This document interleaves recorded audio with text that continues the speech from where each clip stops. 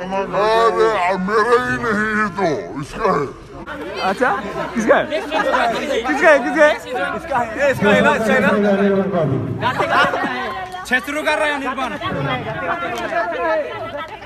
गाते गाते क्यों रहेगा मेंढक डांस मेंढक डांस मेंढक हाँ मेंढक डांस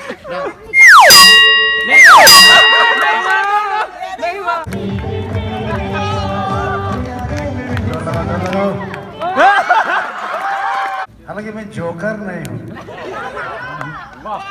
फिर भी मुझे जोक्स बोलने के लिए बोला गया।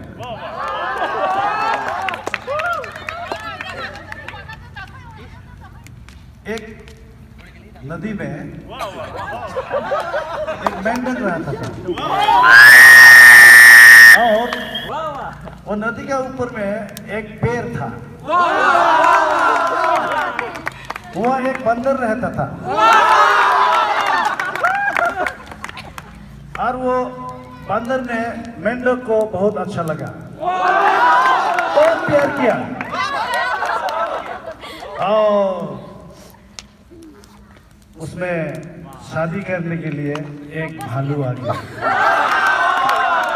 भालू एक मास्टर जैसा काम किया था, बोला काउंसिलिंग दिया पहला, बंदर तुम पेड़ में रहता है, मेंढक तुम नदी में रहता है, कैसा ये संभव होगा?